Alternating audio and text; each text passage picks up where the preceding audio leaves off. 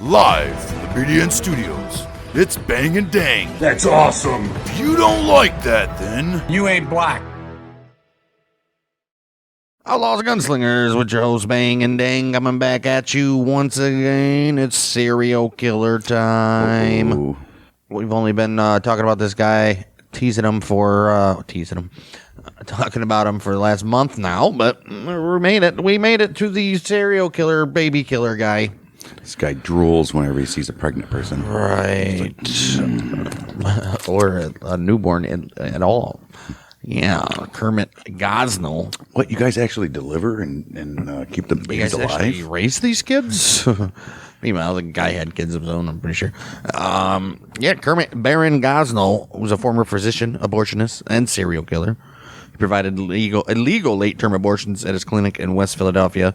He was convicted of the murders of 3 infants who were born alive after using drugs to induce labor. He was also convicted of the manslaughter of 1 woman during an abortion procedure and several other abortion and drug-related crimes. This guy, like we said in previous things about talking about him, fetuses literally in Minute Maid lemonade jars, Right. just all through his. It was crazy. It's a weirdo. What was I going to say? Oh, the craziest thing is, too, this guy wasn't even being investigated originally because of the abortion. It was all for doing an illegal pill scam. Yep. Writing false prescriptions and shit. And then this all happened. So, yeah, sicko. What a sicko. Before we get in that, go check out our YouTube at Bang Dang Network if you guys enjoy. I guess you definitely won't enjoy looking at these photos that we're gonna. I don't even know if I'll be able to on YouTube, to be honest with you, because that's how crazy they're gonna be. But if you guys enjoy looking at pictures while we're talking about a said subject, go subscribe to our YouTube, which you can also join our channel for 99 cents a month. You get this show plus Battles of the American Civil War, all of our episodes at least a day early. Most of the time it's going to be 2-3 days early. So that's a thing. If not, if you're listening on Spotify, Apple, give us not a subscription. Yeah, you can subscribe though. Okay. Give us a review, share us with your friends, and answer that Spotify question. Also, the link in the description can have a Facebook page for Outlaws and Gunslingers. Talk about the episode, talk about past episode, talk about true crime in general. So join us there. Oh, Gosnell, Hermit Baron Gosnell, born February 9, 1941 in Philadelphia. He was the only child of a gas station operator and a government clerk. Oh. He was a student at the City Central High School, from which he graduated in 1959. He initially attended the University of Pennsylvania and then graduated from Dickinson College with a bachelor's. He received his medical degree at Thomas Jefferson University in 1966. Look at that guy. Wow.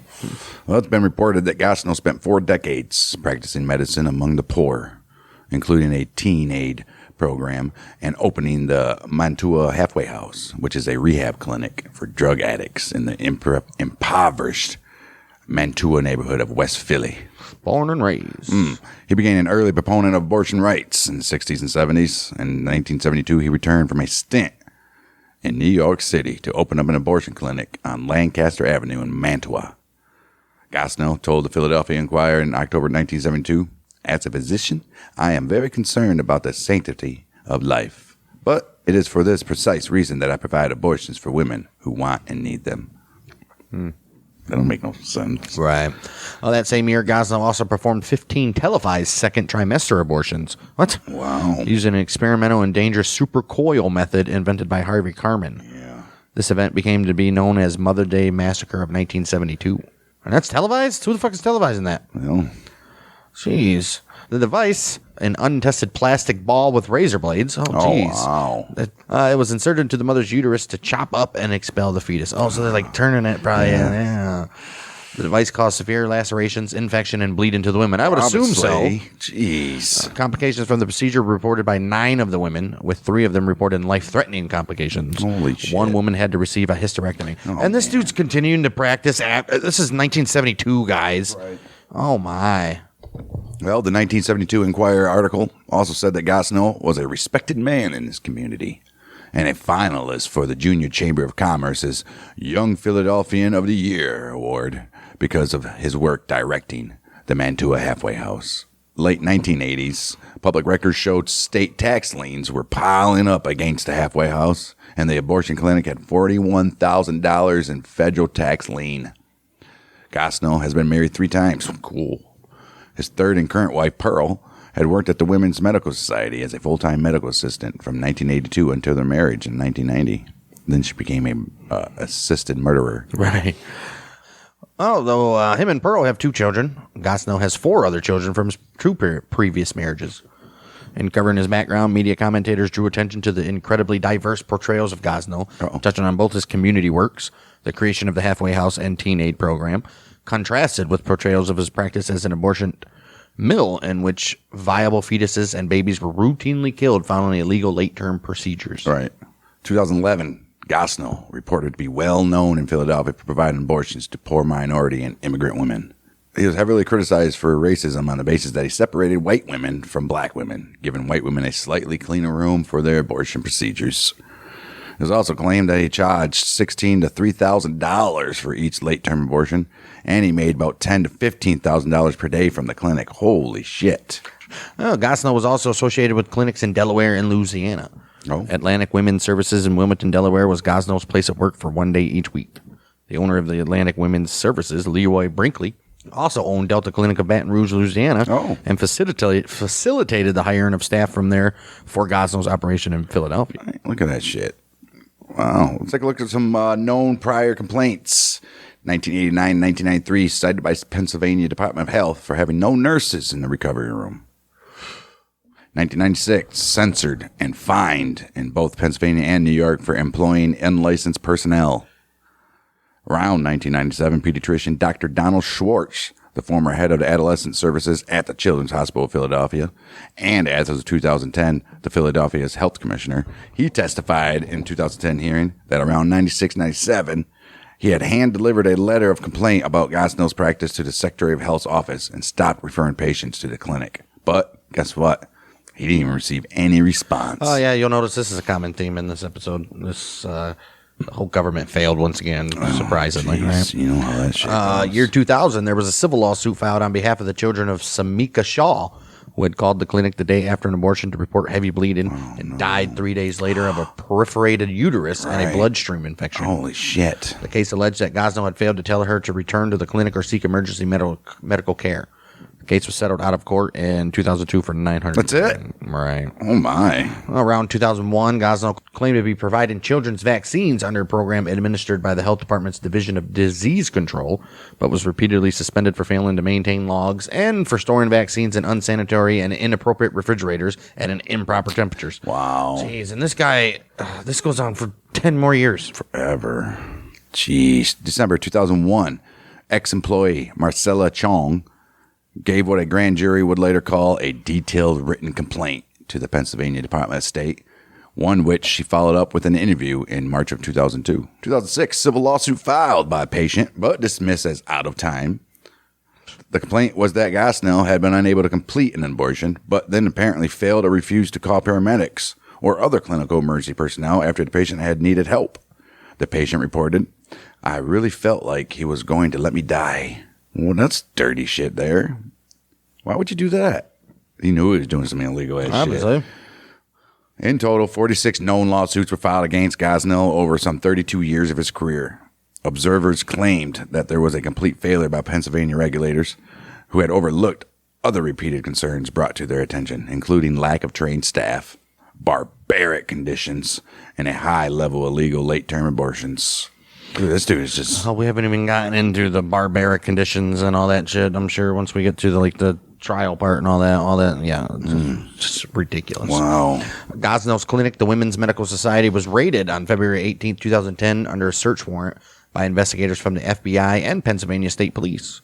The raid was the result of a months-long investigation by the DEA, the Philadelphia Police Department, and the state's Dangerous Drug Offender Unit into suspected illegal drug prescription use at the practice.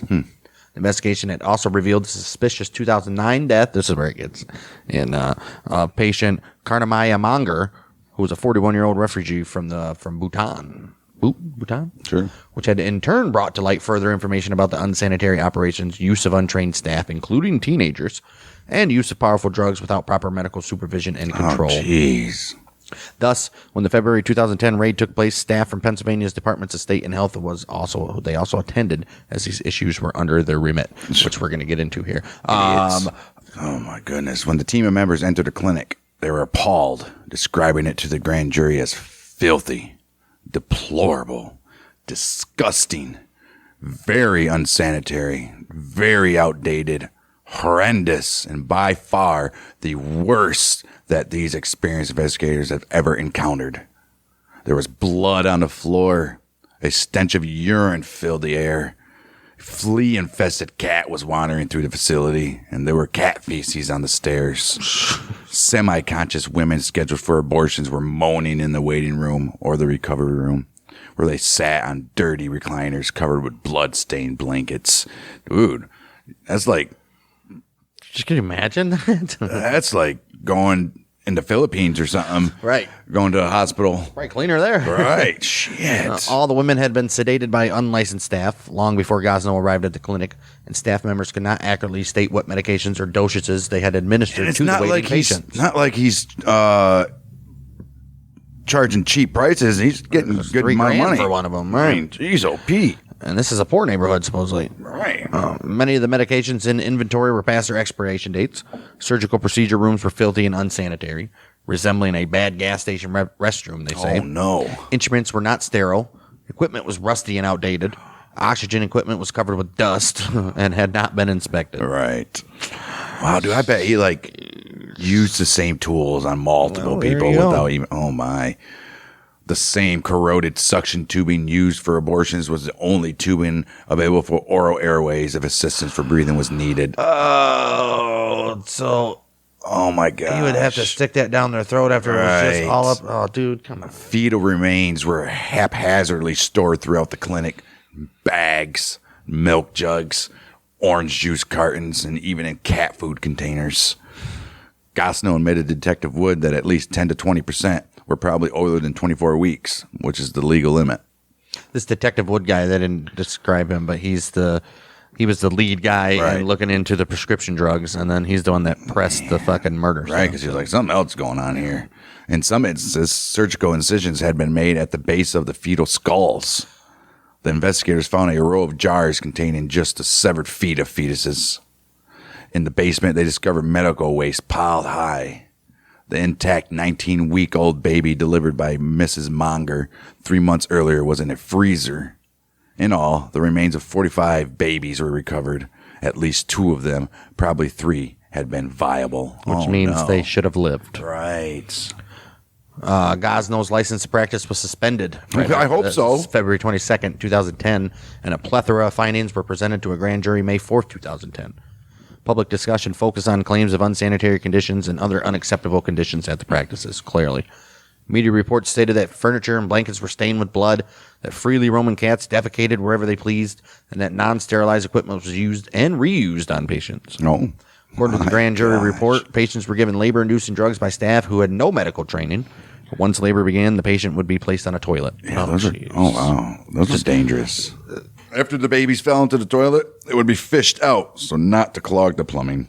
In the recovery room, patients were seated on dirty recliners, like we said, covered in blankets that had full blood. Prosecutors alleged that Gosnell had not been certified in either gynecology or obstetrics. OBGYN. Right. He was not an OBGYN. The grand jury estimated that his practice took in $10,000 to $15,000 a night of additional income from his exceedingly high level of prescriptions. Oh, my. Yeah, he was just giving people all the same, but he was like in a drug ring. He was giving the same person prescriptions for 45 different names. Right. Yeah. Well, Gosnell was indeed arrested January 19th, 2011, 5 days after the certification of the grand jury's report. He was charged with 8 counts of murder. Prosecutors alleged that he killed 7 babies born alive by severing their spinal cords with scissors, and that he is also responsible for the death in 2009 of Karnamaya Monger. Gosnell's wife, Pearl, and 8 other suspects were also arrested in connection with the case. Oh, my. The DEA, the FBI, and the Office of the Inspector General also saw a 23-count indictment charging Gosnell and 7 members of his former staff with drug conspiracy, which related to the fake prescriptions. Third-degree murder charge relates to Kanamaya Manger, a refugee from Bhutan, which was said earlier, who immigrated the same year in 2009 when she went to Gosnell's clinic. Jeez, imagine that. I'm going to America for a better life. Right. Should have stayed in Bhutan. According to prosecutors, Gosnell's staff gave the 90-pound woman a lethal dose of anesthesia and painkillers during her abortion. During Gosnell's trial, a toxicologist testified to unsafe levels of drugs, and the lead of anesthesiology at the University of Pittsburgh Medical School testified under oath. The dose received by her was outrageous, and that most average adults would have stopped breathing if dosed in the manner described, which is very what happened, right? Oh, no, she bled to death like 3 days later. No, that was a different one. No. Wow. Gosnell's lawyer asserted that Monger had other drugs in her system that did not come from Gosnell's clinic. I doubt that. And that none of the infants were born alive. Uh-huh. The claim was rejected by the grand jury based upon expert testimony that it was the overdose of Demerol, not some mystery pill, that killed Mrs. Monger. Oh, my. The 7 other murder charges are all of first-degree murder. They relate to babies, whom staff had testified they saw move or cry after complete birth, and whose deaths are alleged to have resulted from subsequent lethal action. They arise because of the born alive rule, which is a principle of common law in the United States, which stipulates that by default, for legal purposes, personhood arises, and therefore unlawful killing constituting murder becomes possible immediately upon the victims being born alive. Several U.S. states, as well as federal legislation, have more specific laws to protect fetuses and newborn. Yes. Right. But, I mean, obviously, the kid's coming out and he's moving and crying. That's whatever you lefties or whatever you want to say consider a baby. It's definitely a baby then. Yep. Sure is. Wow. Stephen Massoff, a clinic employee, pled guilty to similar charges in 2011, testified that he had snipped the spines of more than 100 infants after they had been born alive, and that this was considered standard procedure at the clinic. A number of other employees had also testified to the same point. Man, in the movie, dude, they actually show it. Man, it's ridiculous. No physical evidence exists for 5 of the 7 cases. Charges are based on staff testimony and denied by Gosnell, of course. Photograph exists of the 6th, who allegedly had a gestational age of 30 weeks, and the physical remains were obtained of the 7th. Oh, I mean, you got evidence. Well, the grand jury report states that a medical expert with 43 years of experience in performing abortions was appalled.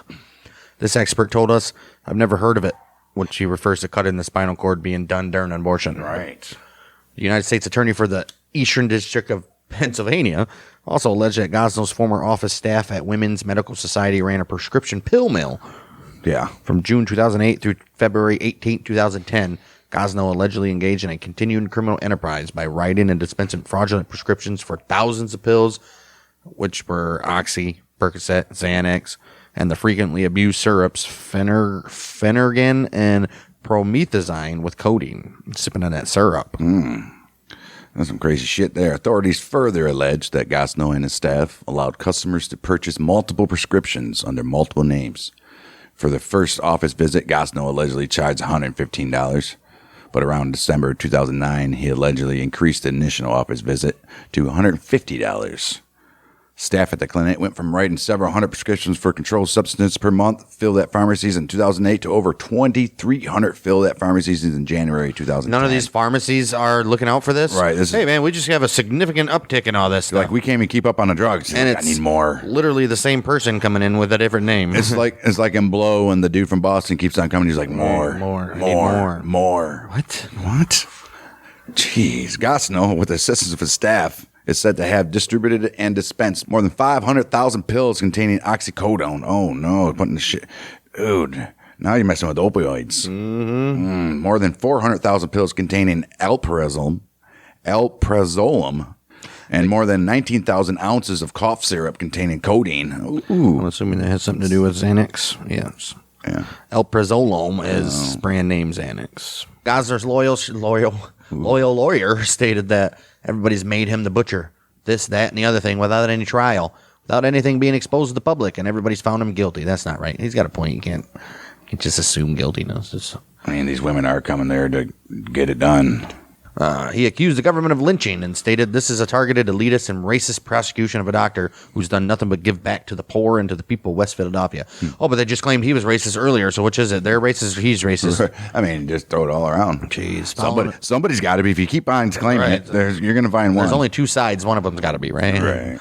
Following his arrest, Gosnell claimed, I'm very close to being destitute. Yeah, right. However, records showed that he and his wife owned at least 17 properties in 4 states, including a $1 million house in Burgentine, New Jersey. This dude was making Dubai money. Pretty much, yeah. Freaking ridiculous. Riding around in Lambos and shit. You ain't getting crazy. Examples of other cases cited in the media include girl, age 15, accompanied by a relative, year 1998, said to have told Gosnell she changed her mind about the abortion once inside the practice. Gosnell allegedly got upset, ripped off the patient's clothing, and forcibly restrained her. What? The patient later stated that Gosnell told her, this is the same care that I would give to my own daughter. She regained consciousness 12 hours later at her aunt's home. The abortion had been completed against her will. Oh, wow. And her aunt just took her limp body home? I guess. Holy shit. Another woman, age 28, 5 months pregnant in 2001. Patient described the pain 4 days after abortion as being so bad she could barely walk. Patient described that upon returning to the clinic because of the pain, ultrasound showed fetal remains left inside her uterus, and that Gosnell suctioned these out without anesthesia.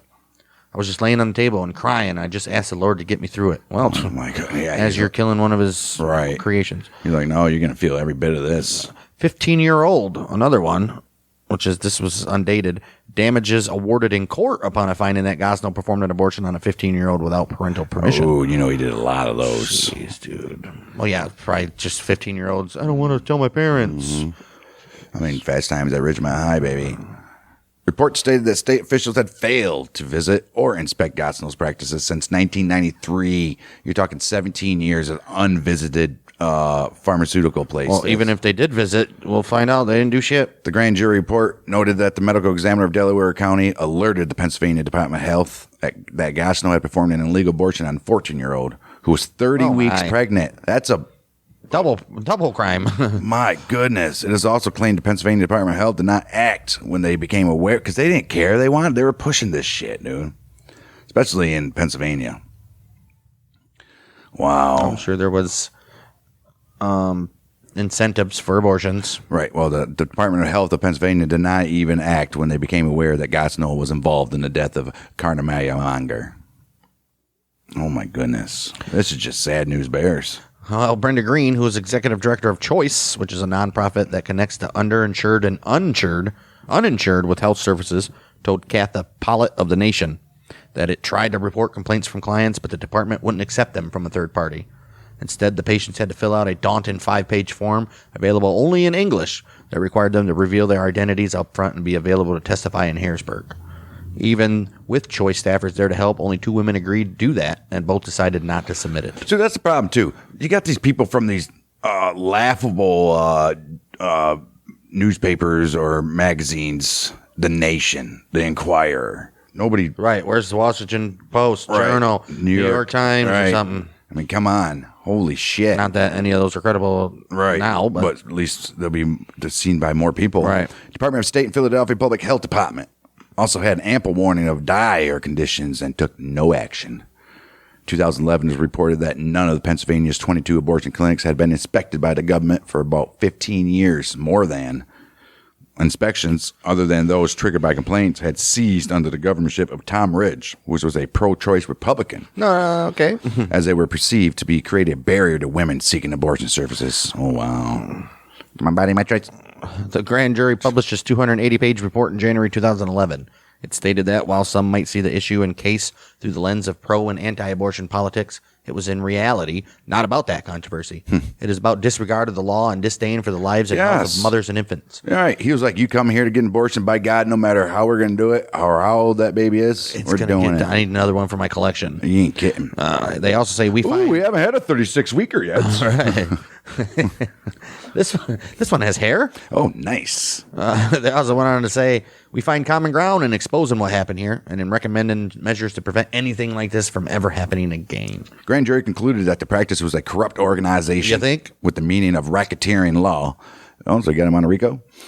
Based upon that, it was considered evidence of deliberate standard use of bogus doctors, falsification of records, grossly unprofessional procedures with little or no regard for human life, flagrant disregard for medical and abortion laws and their consequences.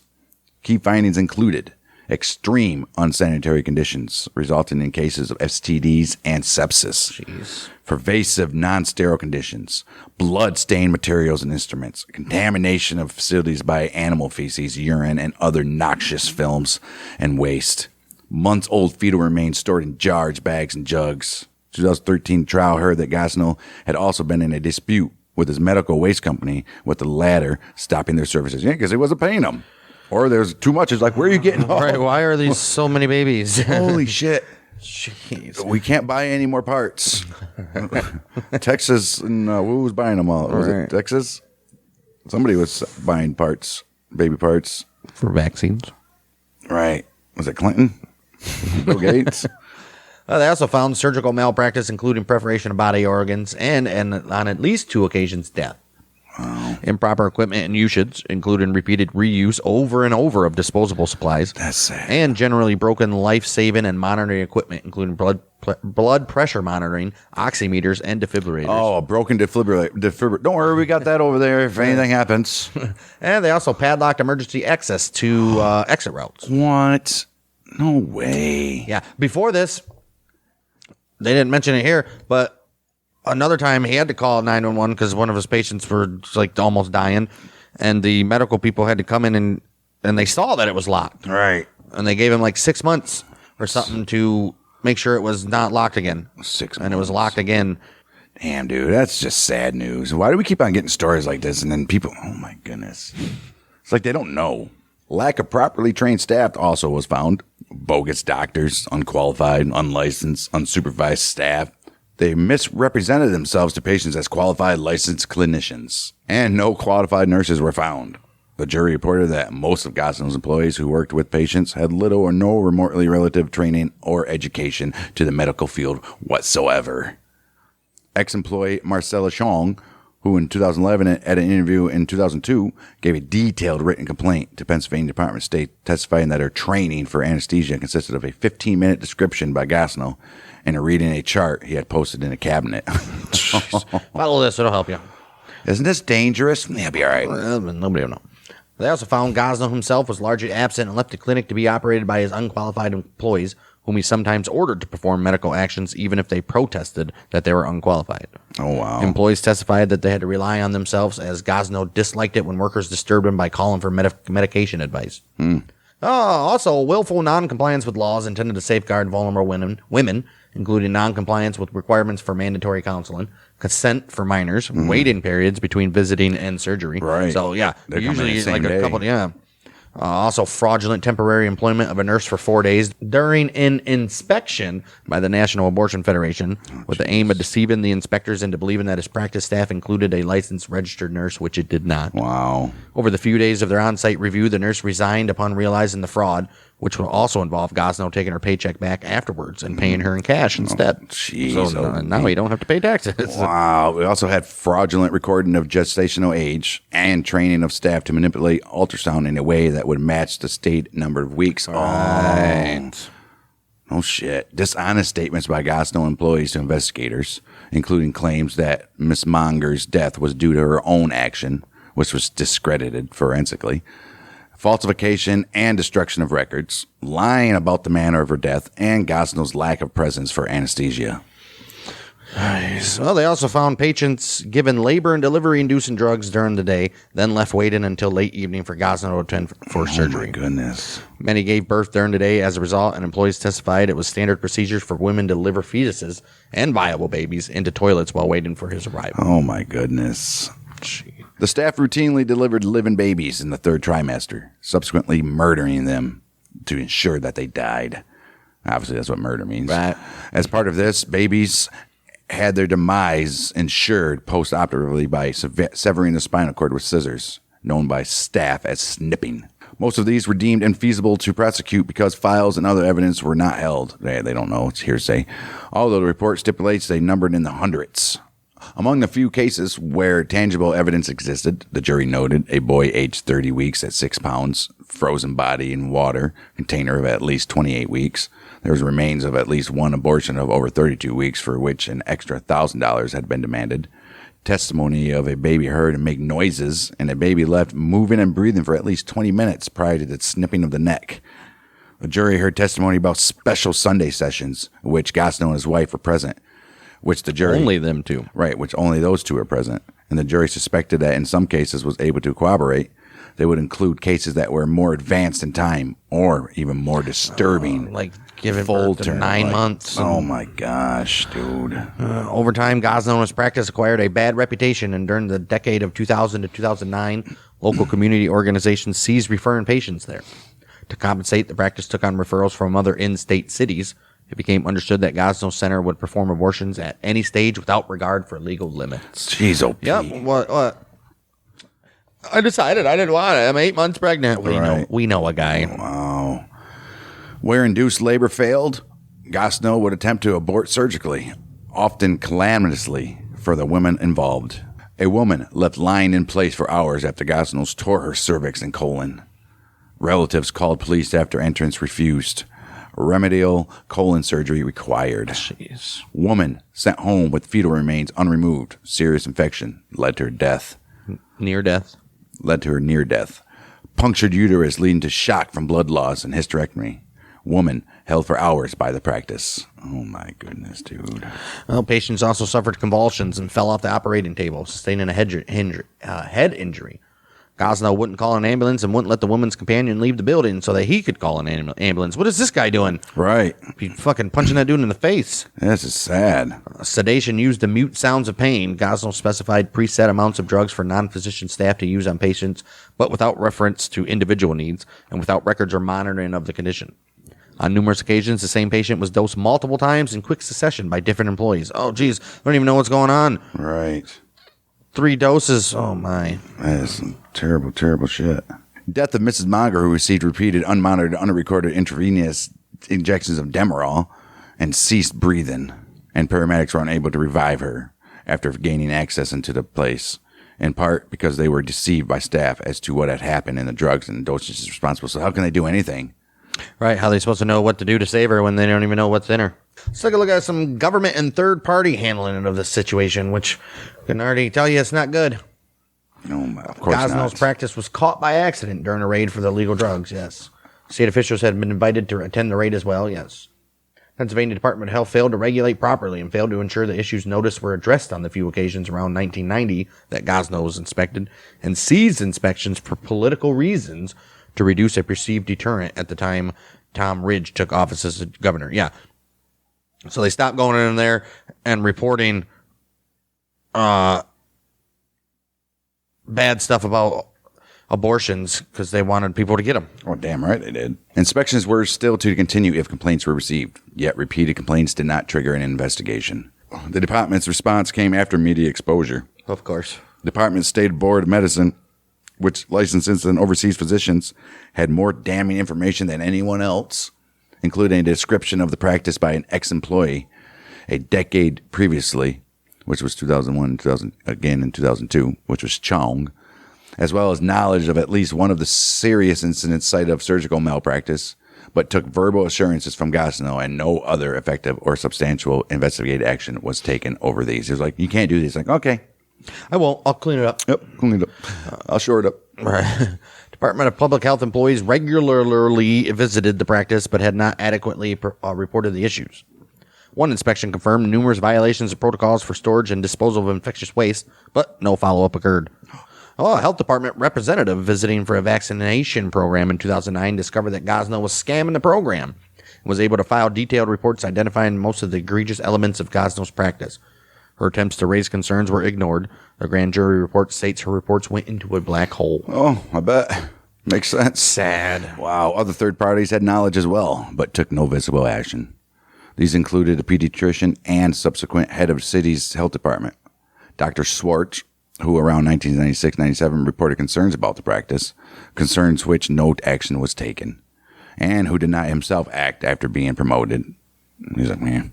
University of Pennsylvania Hospital and Pennsylvania Presbyterian Medical Center, who treated numerous surgical failures from Gosnell's practice, including a flagrantly illegal abortion, but reported only one of them. And the NAF, whose evaluator around 2009 noted, records were not properly kept, risks were not explained, patients not monitored, equipment not available, and anesthesia was misused, and concluded it was the worst abortion clinic he had ever inspected. But there was no report. Wow. The report? No report. Oh, my gosh. Well, the report on these divided offenses by Gosnell and other practice employees into 3 categories. Charges arising from the baby murders and illegal abortions, charges in connection with the death of Karnamaya Monger, and charges stemming generally from the ongoing operation of a criminal enterprise. The charges recommended were Gosnell, Williams, Moten, and Massoff, all employees, charged with first-degree murder for the post-operative killings where evidence existed that the baby was born alive. Wow. Gosnell, Williams, Moton, Massoff, and West charged with conspiracy to commit murder in relations to hundreds of unidentified instances of post-operative murders, calling snipping by staff. The jury also recommended charges of solicitation to commit murder by Gosnell. Gosnell and his co-conspirators, Williams, West, and Gosnell's wife, charged with various violations of Abortion Control Act, including infanticide and illegal late-term abortions. It's getting all kinds of shit. It's like 3,000 years right there. Gosnell, Williams, and West charged with third-degree murder, Pennsylvania's equivalent to reckless or voluntary manslaughter. They also charged with drug delivery resulting in death, violations of the Controlled Substances Act, and conspiracy in regard to the death of Karnamaya Monger. The report states, Gosnell's contempt for the law and his patience cost Karnamaya Monger her life. Oh, man. Her death was the direct result of deliberate and dangerous conduct by Gosnell and his staff. Right. Gosnell, West, and Hampton also charged with hindering apprehension, lying to the police, lying to police, medical practitioners, and the grand jury about the circumstances of Monger's death. Hampton was also charged with perjury in that same matter. Oh, shit. Jeez, dude. Wow. Gosnell recommended to be charged with abuse of corpse in regards to the mutilation of babies and by cutting their feet off, and the bizarre stories of parts of babies in around 30 jars and other containers at his practice. His explanation is that it was done for possible paternity cases, and it was rejected out of hand. Right. The grand jury also concluded that illegality was so integral to the operation of the Women's Medical Society that the business itself was a corrupt organization, which is cited in 18 Pennsylvania CS, whatever that is. Right. Gosnell, Williams, West, Moton, Joe, Baldwin, Gosnell's wife, Massoff, and O'Neill charged with running that organization or conspiring to do so. Massoff and O'Neill charged with theft by deception for pretending to be doctors and billing for their services as if they were licensed physicians, and also charged with them was Gosnell for conspiracy to this effect. Gosnell, charged with obstruction and tampering with evidence, for altering his patient files to hide illegality, and for destroying or removing other files entirely. Dude, this guy, throw away the key, huh?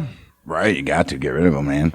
Gosnell and Baldwin charged with corrupting the morals of a minor by hiring her 15-year-old daughter as a staff member, who was required to work 50 hours a week, starting after school until past midnight, during which she was exposed to the full horrors of Gosnell's practice. Jeez. Man, Gosnell himself, the report concluded, we believe, given the manner in which Gosnell operated, that he killed the vast majority of babies that he aborted after 24 weeks.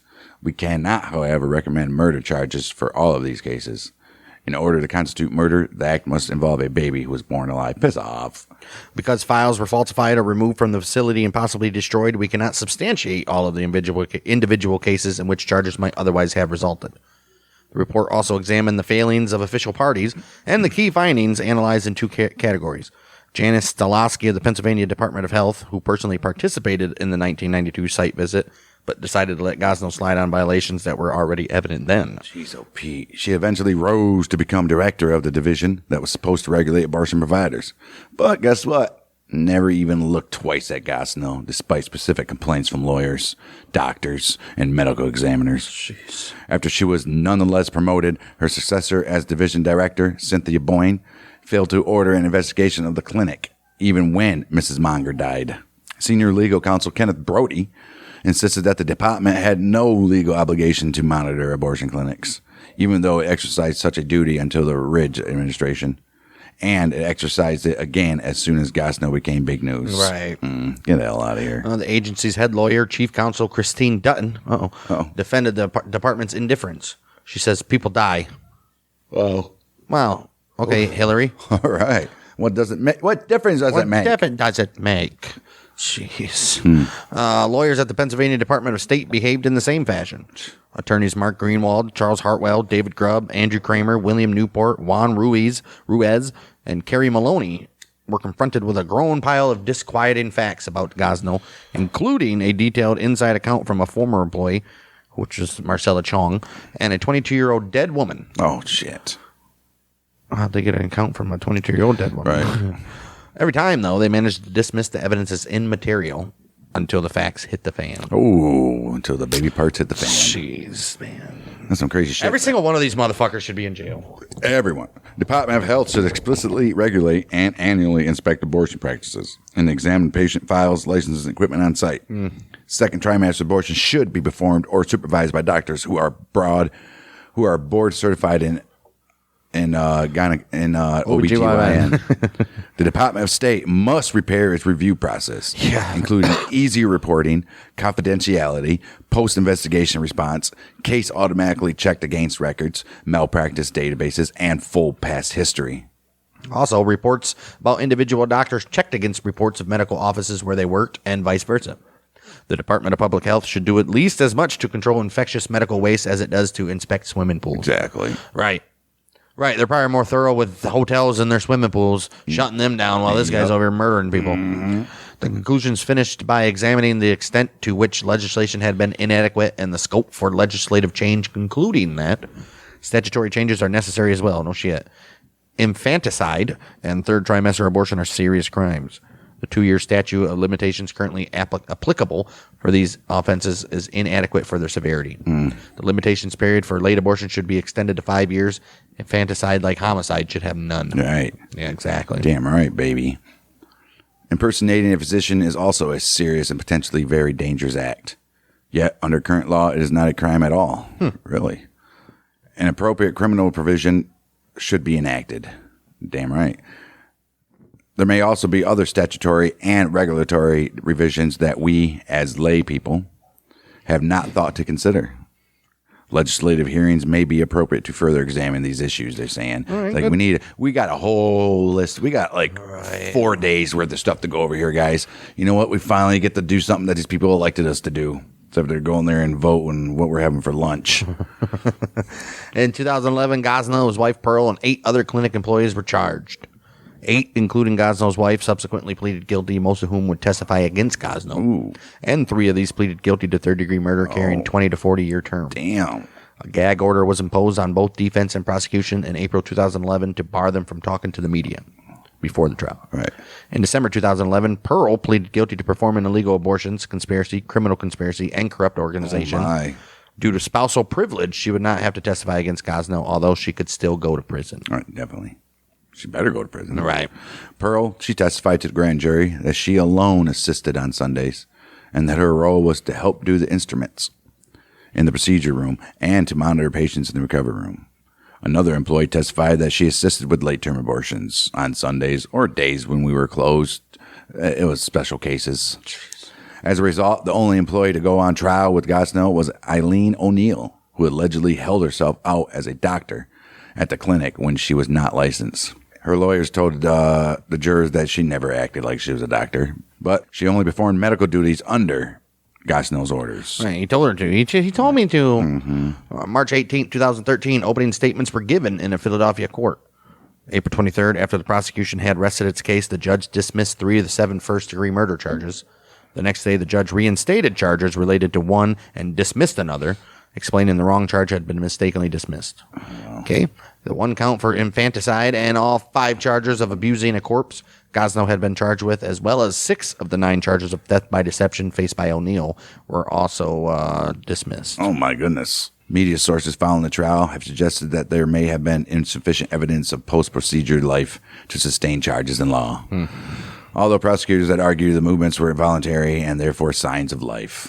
It was argued that the evidence offered by prosecutors was equally capable of being interpreted in some or all of these as single anonymous post-mortem motor movements or spasms instead of clinical signs of life. Fuck off. Get out of here. The baby's crying and moving their arms. They're not spazzing. And additionally, that none of the 7 were capable of being alive, as all had been previously killed clinically in utero by the means of drugs as part of the procedure. Bullshit. Get out of here. Also, although staff had used descriptions such as jumping and screaming in their testimony, Gosnell's defense noted that the testimony had shown only single movements or breaths, stating that the testimony was not evidence of the movements of a live child. Get out of here. And the medical examiner had also testified that tests could not determine whether or not any of the 47 fetuses found had been born alive due to tissue deterioration. Right. The remaining 4 first-degree murder charges could still have led to the death penalty, though. Oh, shit. Oh, don't worry. They got some evidence for those ones. Wow, 3rd-degree murder charges in the death of Mrs. Monger, the racketeering charge, and over 200 charges related to multiple violations of abortion law were also left standing. Good. Gosnell's defense attorney rested his case without calling or questioning any witnesses. I bet. And without Gosnell taking a stand. I bet. Leaving the defense case until final arguments, which under U.S. law, a defendant may choose not to take the stand. If so, then the jury is instructed that no inference or assumption may be drawn from this, right? Just because he didn't want to take the stand doesn't mean anything, right? O'Neill also did not testify in her defense. The case went to jury deliberation April 30th, 2013. Well, Gosnell was charged with 7 counts of first-degree murder, reduced to 4 counts, and 1 count of third degree, as well as, yes, we know. The non-murder charges included 24 counts of violating Pennsylvania's Abortion Act by performing illegal third trimester abortions, 227 counts of violating a 24-hour waiting period requirement, failing to counsel patients, and racketeering. Holy shit. Let's take a look at some of his co-defendants. Pearl Mabel Gosnell, his wife, charged with abortion at 24 or more weeks, conspiracy and participating in a corrupt organization. She pled guilty to these charges on the 13th of December 2011, sentenced to 7 to 23 months in prison. That's not bad. Eileen O'Neill of Phoenixville was convicted of conspiracy charges and theft by deception. No prison? Probation, probably. Stephen Massoff, a medical school graduate who lacked a license, pled guilty in November 2011 to 2 counts of third-degree moida for the deaths of 2 babies who had been born alive. Karima Cross testified at the state trial she had seen at least 10 babies breathe after being aborted who were then murdered. She pled guilty to federal drug charges over improper distribution of pain medication from Gosnell's clinic. Adrienne Moten pled guilty to third-degree murder, admitting to cutting the neck of at least 10 babies and to racketeering charges. She's sentenced to 11 and a half to 23 months in prison. That's it, huh? Well, Linda Williams was convicted of 2 counts of third-degree murder and sentenced to 5 to 10 years. Sherry West, convicted of third-degree murder and other charges, having admitted to administrating the overdose that killed Carnamaya Monger. She was sentenced to 5 to 10. Wow. Madeline Joe of Philadelphia, the clinic's office manager, pled guilty to conspiracy. Probably like probation. Man. Elizabeth Hampton, Gosnell's sister-in-law, admitted charges of perjury. She was sentenced to 1 year of probation. Wow. Jeez. Tina Baldwin pled guilty to racketeering, conspiracy, and corruption of a minor. She was sentenced to 30 months probation. 13th of May, 2013, jury reported that they were deadlocked on 2 counts. Uh-oh. After returning to deliberations, the jury convicted Gosnell of 3 counts of murder, 1 count of involuntary manslaughter, and over 200 lesser counts, including infanticide and racketeering. He was found not guilty on 1 of the counts of murder. The murder charges Gosnell was convicted of concerned babies, referred to as Baby Boy A, also known as Baby Abrams and as Adam, and Baby C and Baby D. Oh, no baby B, huh? May 14th, 2013, Gosnell struck a deal with prosecutors in which he agreed to waive all his appeal rights regarding his conviction on the day earlier. In exchange, prosecutors allowed Gosnell to be sentenced to life without possibility of parole instead of the death penalty. Right? Oh, wow. The following day, he was indeed sentenced to 3 life terms. Damn. December 2013. That went Consecutive or? It doesn't matter. It's gone. Concurring. It's like 60 already anyways. Right. December 2013, Gosnell was convicted of illegally distributing painkillers. He was probably getting more years than the murder. He was charged illegally with distributing a staggering amount of painkillers. Yes. Many of the drugs he distributed were later sold on the streets by drug dealers. Gosnell was sentenced to 30 years imprisonment for those. Ooh. Gone. Damn. April 2011, University of Pennsylvania Health System claimed as early as 1999 that they had provided to authorities reports about botched procedures by Gosnell. The only case for which any reports were produced was that of Samika Shaw, a 22-year-old, who died at the University of Pennsylvania Hospital as a result of bleeding and sepsis. Yep. Gosnell's insurers settled a lawsuit with family members of Shaw for $900,000, which was said. The health system also claims other undocumented reports were made orally, for which no records. Now, the Consumer Protection and Professional Licensure Committee of the Why aren't these Pennsylvania guys State Senate. fined or anything? Well, hopefully we're about to see right here. The Consumer Protection and Professional Licensure Committee of the Pennsylvania State Senate, led by Robert Tomlinson, began a hearing February 2011 to look into the failure of the Pennsylvania Department of State, which is responsible for licensing doctors. Yes. For the failure to provide any oversight of the Gosnell's activity activities. At the same time, the Public Health and Welfare Committee of the State Senate, chaired by Pat Vance, conducted hearings on the Pennsylvania State Health Department's failure to put a stop to Gosnell's activities. I'm sure. None of them, they lost their license probably. Part as a result of the grand jury report in Gosnell in late 2011, Pennsylvania passed a law, SB 732, that places abortion clinics under the same health and safety regulations as other outpatient surgical centers. Why were they not in the first place? Among those who supported the bill was Democrat Margot Davidson. Well, good for you. Whose cousin, Samika Shaw, died. Davidson specifically linked her support for the additional regulations to her cousin's death, which she attributed to poor medical practices. Do you think? May 2013, as a result of the Kermit Gosnell case, Representative Joe Pitts of Pennsylvania, he was a Pennsylvania chair for the Health Matters Subcommittee on the United States House of Representatives Energy and Commerce Committee, began an inquiry into the state's oversight of abortion clinics. June 2013, the Republican-led U.S. House of Representatives passed the Pain-Capable Unborn Child Protection Act. Speaker of the House, John Boehner, said that the bill was in response to Gosnell's conviction. The legislation was viewed as mostly symbolic as it stood little chance of being approved by the Democratic-led state Senate, U.S. Senate. Jeez. Sad. I mean, this is sad. Fucking politics are just sad. Wow. 2011 in February, Governor Tom Corbett fired 6 employees and commenced action to fire 8 others for legal or contractual reasons. More extensive dismissal procedures were required. These included Basil Miranda, the acting head of the Pennsylvania Department of State, Christine Dutton, Department of Health's chief counsel, who, in reaction to being questioned by why the department did not react to the death at Gosnell's clinic, she said, "People die." People die. Stacy Mitchell, a deputy secretary in the health department, whom the grand jury cited as a key figure in the health department's indifference to and non-regulation of abortion clinics. Some of the people most connected by the grand jury report with the failure of the government to act, such as Janice Stilisky, had retired by this point. And guess what? They're like, man, she ain't stupid. She's, I'm gone. Yeah. What are you going to do to me? mm-hmm. Well, the remains of 47 fetuses and infants found at Gosnell's clinic were buried at Laurel Hill Cemetery, though no headstone was used. How are you going to? What, you're going to put 47 babies? Right. 2019, John and Lloyda McKeever installed a small memorial at the site, a statue of an angel. A sign around its neck reads, "In memories of the babies that were lost at 3801 Lancaster Avenue." Oh, we got some civil cases that happened. The family of Karnamaya Monger brought a wrongful death suit against Gosnell and sought to freeze his assets to prevent him from transferring them to other people to avoid paying. Damn right. Yeah. Wow. September 2015, a judge in Philadelphia Common Pleas Court awarded nearly $4 million in compensatory damages to Monger's daughter, Yoshada Devi Gurunj. Nice. However, reports that Gosnell had few assets by this time made it doubtful whether any of the money would ever be paid. Gosnell's arrest has been the subject of much public comment and expressions of condemnation and shock by senior public figures of all parties. Jeez. Philadelphia Mayor Michael Nutter said, "I think it's quite clear that if these allegations are true, we've had a monster living in our midst." Yes, he said that while vowing to watch the city's remaining abortion clinics more closely. Yeah, whatever. Outgoing Governor Ed Rendell criticized Department of Health officials, saying, "I was flabbergasted to learn that the basically, the Democratic Department of Health did not think their authority to protect public health extended to clinics offering abortion services." Obviously, they should. Come on now. While incoming Governor Tom Corbett stated through a spokesperson that he was appalled at the inaction on the part of the Health Department and the Department of State. And vowed to make changes, I bet. Right. Philadelphia District Attorney Seth Williams, said, "My comprehension of the English language can't adequately describe the barbaric nature of Dr. Gosnell. Pennsylvania is not a third world country. There were several oversight agencies that stumbled upon and should have shut down this motherfucker long ago." He didn't say motherfucker. But he should have. Should have. Gosnell also practiced in other states. Yep, we know. Yeah. In January 2011, Delaware Attorney General Bo Biden. Oh, fuck you. What, he was Attorney General?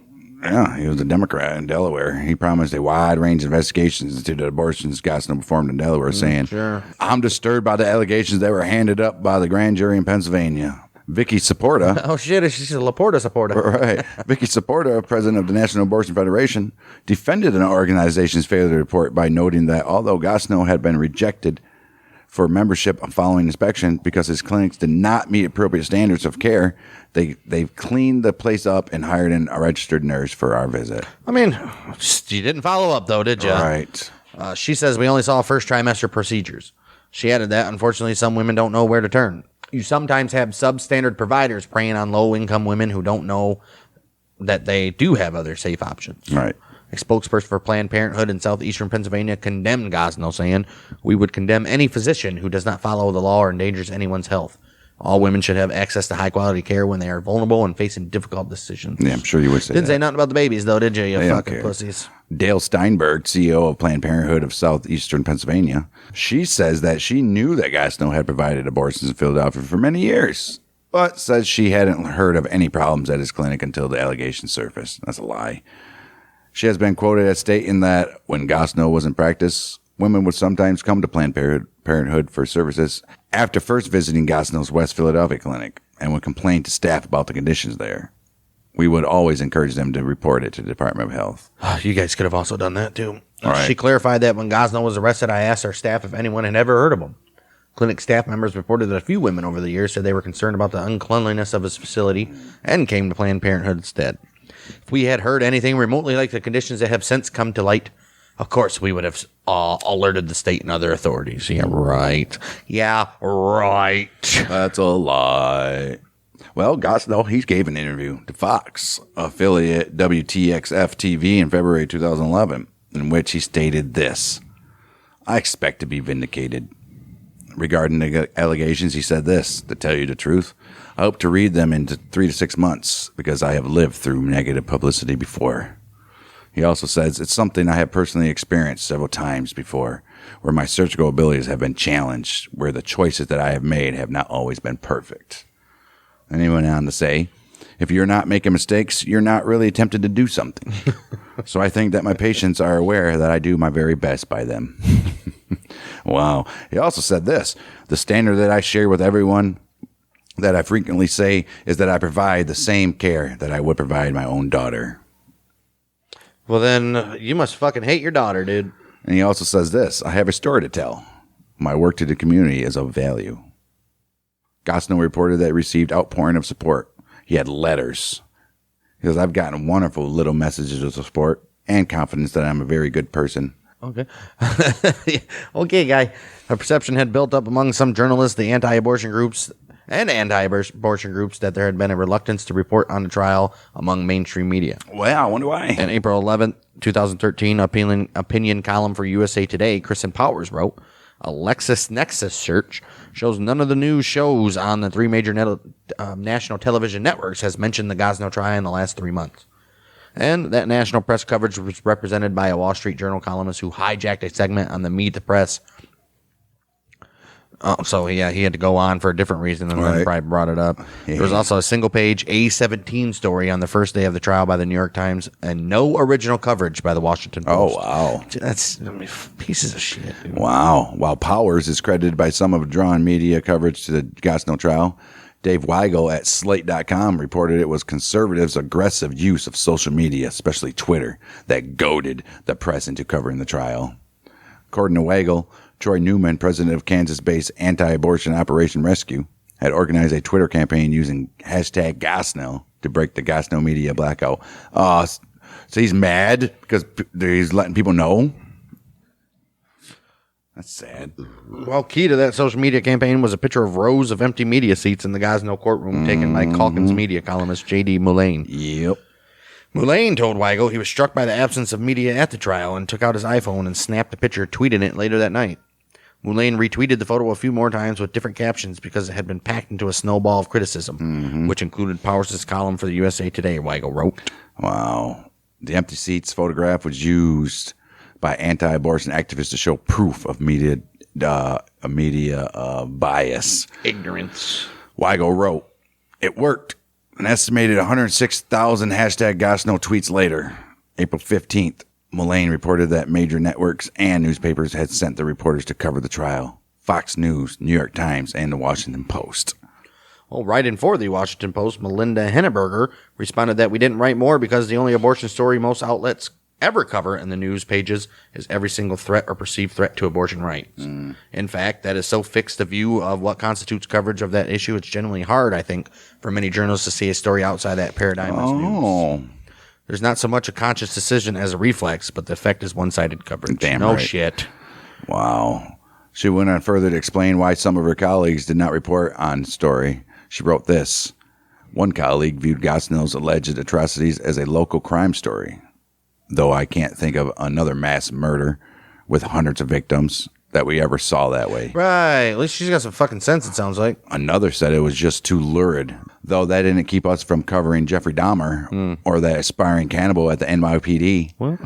Wow. Good for you, Hannenberger. All right. Well, that's another person. Jeez. Writing for Bloomberg View, Jeffrey Goldberg said that this story upsets a particular narrative about the reality of certain types of abortion, and that reality isn't something some pro-choice absolutists want to discuss. Yeah. Ooh, they never want to discuss that. The LA Times, The Atlantic, Slate, and Time all published opinion columns where the writer thought the incident was not getting as much media coverage as it deserved.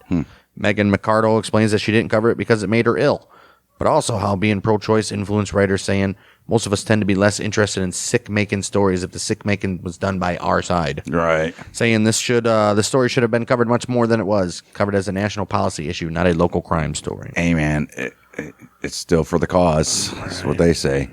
Martin Barron, Washington They Post. could have spun it their little ways and be like, well, this is why you need to go to Planned Parenthood, or this is why you need to go, something they support. Right. Although he was trying to do well, he just wasn't equipped. Sometimes these women are in these financial situations, Right. they have nowhere else to turn. And we need to make sure it's important. Right. They know they have other places, like that one chick black tried to women say. have a place to go. Right. That's what it is. That would have turned in, yeah. Right. And the overwhelming victims of this is minorities. Minorities. It all goes back to that.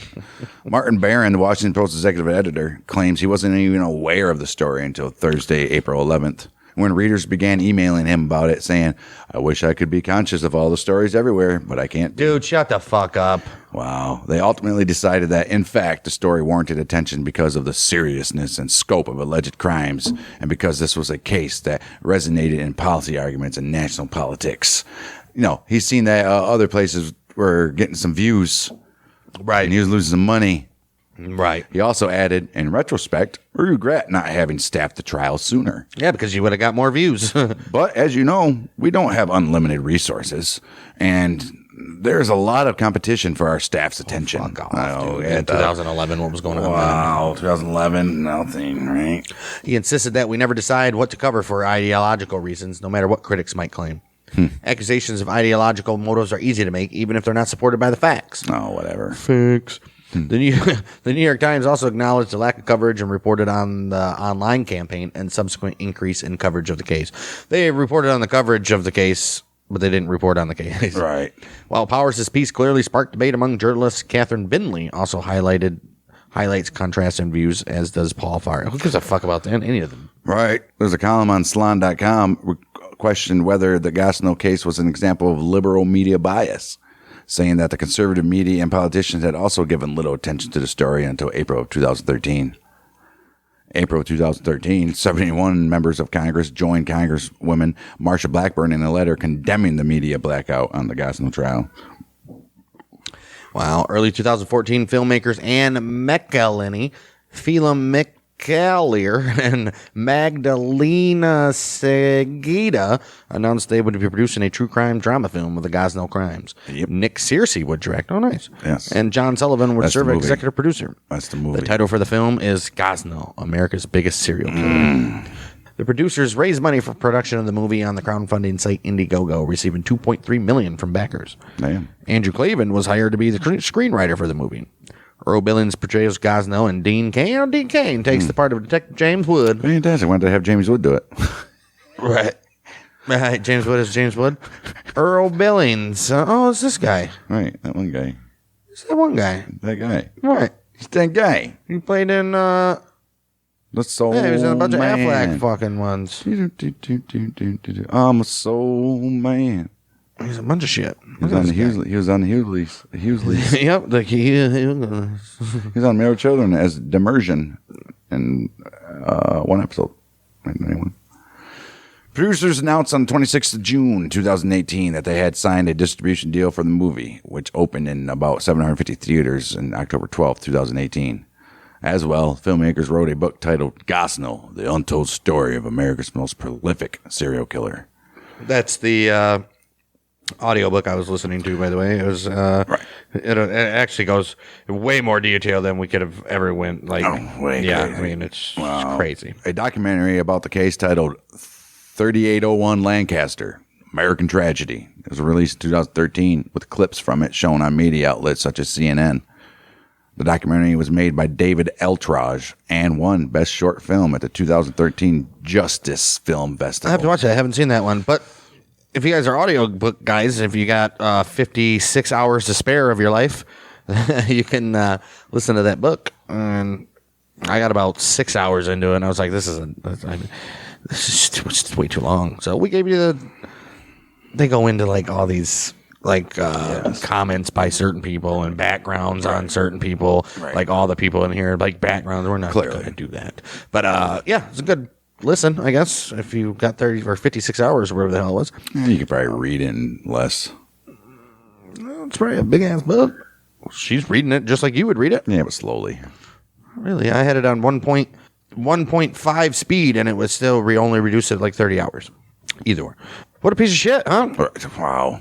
None of the nobody in the government agencies got arrested. None of them. I mean, they lost their jobs. Whoopity doo. Right. And everybody at this clinic got slapped on a wrist, basically. Pretty much, except for Gosnell, because he's still rotting in prison as we speak. Sad. No, this was something that they were trying to promote nationwide with Planned Parenthood and all that. And there's we already heard it. When the governor guy got in, right? This one bad guy didn't want to have a negative connotation on abortions because they wanted people to get them because they were pushing their little narrative. And then just like we just got done talking about the media, of course. This shit was in 2011. No matter what you try to do, you're always going to have somebody that's going to take it too far. No matter what it is. Sad. And then they all, like you said, as soon as the little hashtag came out and people were paying attention to it more.